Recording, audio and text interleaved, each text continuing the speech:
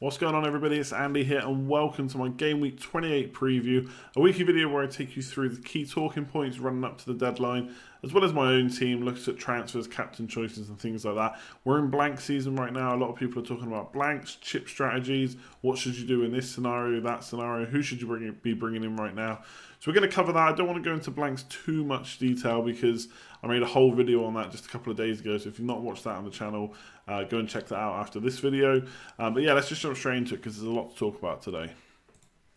So this is my team. These are the key talking points. A lot of these kind of all roll into basically chips and blanks. But I'm going to go through them one by one just to kind of let you know what I mean by what they say and kind of what my thoughts are and stuff. So quick blank update.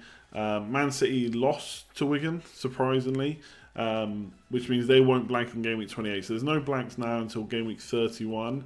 And we know there's going to be 4 fixtures on. So hopefully I can remember off the top of my head. There's Liverpool versus Watford, Huddersfield versus Palace, Bournemouth versus West Brom, and Everton versus Stoke, or Stoke versus Everton. I think Stoke are at home.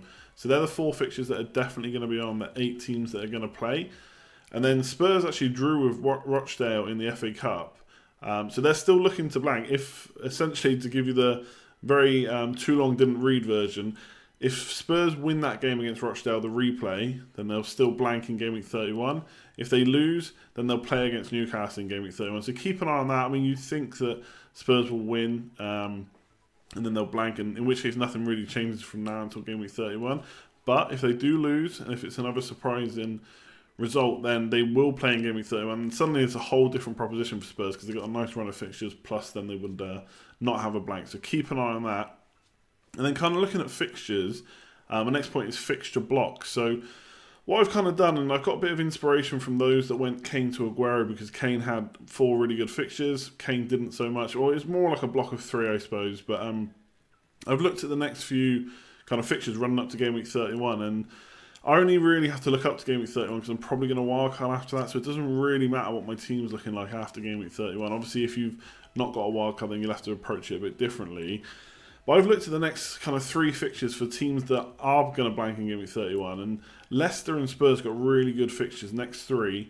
Both fixtures where you can see maybe defensive returns, but definitely attacking returns. So I wouldn't discredit players just because they don't have a game in Game Week 31. You still need to make the most of the next 3 game weeks. And my kind of plan is to look at players like Mahrez and Eriksen, and maybe even Ali, Vardy as well as a good option, because they got 3 good fixtures. Get them in, hopefully get a good amount of points over those 3, kind of high averages, and just, you know, maybe they haul in one game and get a couple of points in the other games, and you get a good overall total for 3 game weeks. And then if I need to get rid of them, or if I want to take hits, then I've earned the points to do that. So I'm still looking at that. Basically what I'm saying is, don't ignore those players. Don't just get players in that are going to play in Game Week 31, because to be honest, most of them are probably not players you'd be considering if it wasn't for that 1 game week. So don't ignore that. And then kind of not really a block, but looking at fixtures. After the Man City at home game, Arsenal have 2 nice fixtures. I think it's Brighton away and Stoke at home, I think. It's someone at home. I can't check right now, but yeah, it looks like Arsenal got 2 good fixtures after Man City home. So worth looking at them. I don't know who you'd necessarily want to bring in. Maybe Aubameyang could be good. Midfield-wise, you've got Mkhitaryan, maybe Ramsey, but injury-wise, you've got to be careful with him. I don't know if it's worth bringing in an Arsenal player and taking him out again if you've just got if you're just getting them for 2 game weeks. But definitely look at those fixture blocks of what's coming up. Have a look at your own team and see what needs replacing the most, or who needs replacing the most, and then look who you could bring in again, who's not necessarily just playing in Game Week 31. And then Van Dijk versus Mane's come up quite a bit. As it goes, Liverpool have not only got a game in 31, they've also got a nice run up to it. They've got Man United away, but they've also got 2 really nice home fixtures. So 3 of the next 4 are really good home fixtures for Liverpool.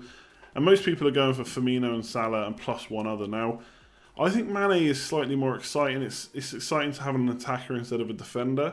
And I think they've got the fixtures to score goals. I don't think Watford are going to sit back. I think there's goals against West Ham, maybe against Newcastle. Man United is a bit trickier. It's an away game. You think Mourinho will park the bus again because he did okay against Liverpool with that strategy. But Mane could get you returns, and he's definitely going to be a differential. I don't think too many players, FPL managers, are going to go for Mane. The only problem is if you've got a setup like mine, I'm looking at kind of Mahrez and Eriksen because of their fixture block, their block of 3. And then it's quite hard to get Mane in as well, because I'd have to get rid of Ibe, and I don't have any money to do that. Or Sterling, I've got a lot of money tied up in him, and I don't really want to get rid of him. So for a setup like mine, it's actually quite hard to get Mane. So I automatically default to just getting Van Dijk instead. Now, you could go Robertson if you want to save some cash. When I watch Liverpool play, Van Dijk seems to be on the end of all free kicks, all corners. And going by the good old eye test, I think there's a goal for Van Dijk coming. And he's got the fixtures to get a clean sheet. So I'm looking at Van Dijk because he just fits in my team better. I don't know exactly when I'll get him in, but that's my opinion on it. I think Mane's a nice differential. And if he goes mad, he outscores Firmino, outscores Salah over the next 3 or 4, then you'd be laughing. If you haven't got Firmino, because not everyone's got him, remember. Most of us have got Salah, but not necessarily Firmino. You could look at Mane as an alternative and still get Van Dijk. So for me, it's going to be Van Dijk, but I think they're both good options. Lack of chips is kind of for people. I've got all my chips available basically, but I know a lot of people haven't, and there's loads of different ways you can play it. I can't really in this one video go through all the different ways, but if you've not got a wild card, we're all planning at this stage.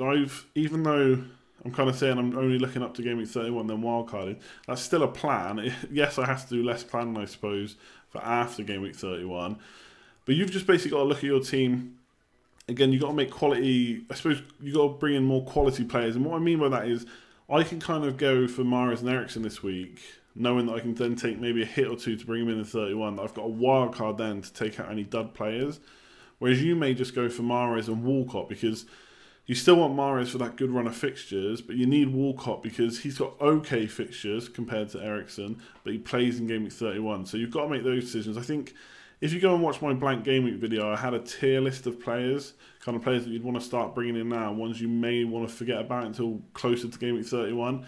And if you've not got the wild card, you may even want to not go with them at all, or maybe just go for 7 or 8 players, mostly attackers, and hope for some kind of goals and assists. So if you've got a lack of chips, you've basically just got a plan. If you've not got a free hit chip, it's not the end of the world. If you've got your wild card and not free hit, that's a much better situation to be in. I think bench boost is fine if you've got the wild card still, but not having triple captain, which some of you would have used it on Kane earlier in the season, that's not a big loss.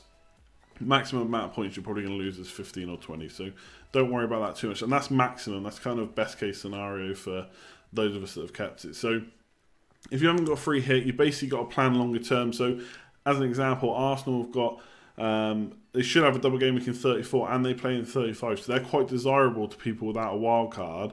And while you might not want to triple up on them right now because of the game week 31 blank, they do have those 2 fixtures after Man City. So you might want to get 1 player and then bench them, and then they're good for you afterwards. So if you've not got a wild card, you've got to think about it a bit longer term, basically. Go for those quality blank players, the quality double game week players. Don't look to bring in too many duds. Like, for example, for my team, I can see myself now taking a 2-point hit, which I come on to now. So that's basically where if you bring in a player if you take out a player that's blanking in a game week, obviously they're going to score you 0 no matter what. They're just not going to play. You'd expect the player to come in to score at least 2 points just for playing. Now, obviously, they could concede. As a defender, they could see 4 or 5 goals and get minus points. They get yellow cards, red cards, missed penalties and stuff. So they could go into the minus. But generally, you'd expect the player to come in and get at least 2 points. So straight away in that 1 game week, they've only cost you 2 points. And then any returns on top of that, assists, clean sheets, goals, it's all plus points. So I'll be looking at doing that because I can wildcard them out after game week 31. I'll probably be looking to go for a team of 11 and taking a few hits to do that. Whereas if you've got a lack of chips, you maybe don't want to do that so much. So yeah, I call it the 2-point hit. Some other people kind of subscribe to that way of thinking. Not everyone does, but I like to do it because I can just load up and then not worry about it afterwards. Whereas if you've got a lack of chips, you probably don't want to get in those dud players towards game week 31. You maybe just want to go with 7 or 8 quality players and then start planning for the double game weeks. And then kind of my chip strategy. So I've got all my chips available, like I said. So mine is get to game week 31. I don't see a good reason to free hit in 31 because I'm easily with free transfers going to have close to the kind of 5, 6, 7 players that I want at good quality. And then if I want to, I can take a couple of hits to boost that up. It'll be wildcard probably in game week 32 or 33. I'll have to decide in 32 how much of a kind of hangover my game week 31 side has. And then go from there. But obviously that wildcard then takes out the dud and sets me up for the rest of the season. And then the free hit, the bench boost will do first. That'll probably be game week 34. Now the reason I prefer it in 34 double game weeks rather than 37 is because it's closer to the wildcard. If you wildcard in 32 and then you don't bench boost till 37, there's 5 weeks where everything could change. Leagues start getting wrapped up, top 4 gets wrapped up, relegation and stuff, and it gets a bit harder to make that bench boost work, and obviously players get injured and rotated and whatever. So I'll probably bench boost in 34. Currently the plan is to free hit in game week 35, just to get rid of any players that have doubles but then blank. Now we'll know who those players are before we wildcard in game week 32, because the FA Cup fixtures are basically in between game week 31 and game week 32. So after game week 31 finishes and before game week 32 starts. So we'll know at that point which teams are going to blank. So then I will decide whether to use that free hit then. If not, I may save it till later in the season, kind of 37 or 38. Maybe go for literally a free hit on 38 of when, you know, it's almost roulette, but sometimes you get the odd player that you think, okay, he hasn't played for a lot of the season, but he's going to come in this easy fixture and he's going to get a game. His manager's going to give him a game. So I might save it for that. But basically with a free hit, leaving my options open. And then the triple captain will almost certainly be using game week 37. So because I've got all my chips and because of the way I'm going to use them, wildcard them, bench boost, the free hit probably just fits into 35 quite easily, because in 37 I'll be triple captain in anyway. I've still got to use that. So the free hit's probably 35 or 38. Realistically 35, but leaving my options open. And most of all, just to end this section on blanks and doubles and chips and all that stuff, is just try and have fun. FPL is supposed to be a fun game, even though we don't necessarily think it is all the time. To me, this is the most fun part of the season. The blank game weeks we get to plan for. We get to take some punts in those blank game weeks on players we wouldn't usually bring in. Like, I'm probably going to take hits to bring in players like potentially Van Arnold and Benteke and stuff, just so I have a player playing. And you know what, it might not work out, but I'd rather take the punt and try. And then double game weeks are my absolute favourite part of the season, because you get some big scores, you see some rank increases, you start overtaking mini-league rivals, and fingers crossed that happens again this season. So throughout all this, throughout the stress of planning, the stress of the blanks, the stress of the double game weeks, try and have fun.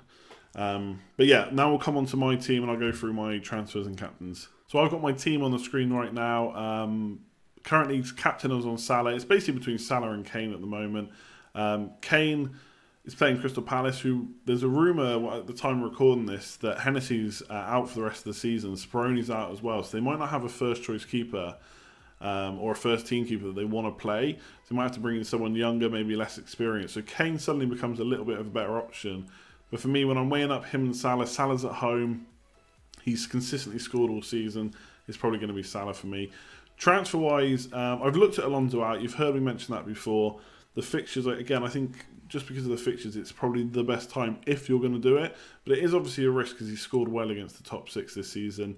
And obviously he only needs a free kick to score. He's quite attacking. He can get clean sheets even in the tougher games. So I'm probably going to keep him. So my transfers, which they almost write themselves, are Sanchez and Lingard out.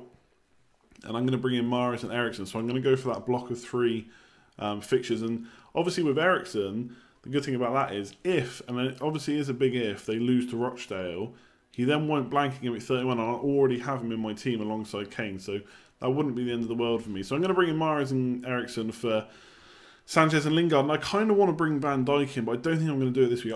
I could do it for Jones. Take the hit and play him, but me and Duffy have got okay fixtures. I'm even benching Francis, who's got Newcastle at home, which isn't bad either, and then I've got Alonso against Man United away, so I don't need Van Dijk this week. I do think there's a goal coming, I don't want to miss out, so I probably won't do that. The other option is to get rid of Alonso to Van Dijk to free up money to do Crouch to Wilson, and then maybe bench Ibe. But I don't know if it's worth bringing another Bournemouth player just to bench another one just yet. But Wilson's definitely one I'm looking at for the double game week, because I think he's got a good fixture in that game, so or in that week. So that's the points I've gone through. Let me know what you think about that. I'd especially like to know what you think about the 2-point hits. Am I just talking rubbish? It's really a 4-point hit, right? Sanchez and Lingard, Mahrez and Eriksen, I think those transfers are kind of perfect this week. They're almost too good to be true. It seems too obvious to do that in some ways, but they've got those nice bunch of 3 fixtures. And otherwise, I've been bringing in players like Walcott and Shaqiri. I've just got to hope that the more premium players in Mahrez and Eriksen do the business. So let me know what you think about that. Let me know what your transfers are. I'm pretty sure I'm going to captain Salah. Is that right, or should I captain Kane? Who are you captaining? If you enjoyed this video, as always, be appreciated if you give it a thumbs up. Subscribe if you're new around here. There'll be more videos coming out, streams on Thursday, then another stream next week, and then another stream before the deadline, etc. It's all coming thick and fast now, lots to talk about. So yeah, like, comment, share, subscribe on this video, it'd be much appreciated. I'll leave it there, and I'll see you next time. Cheers all.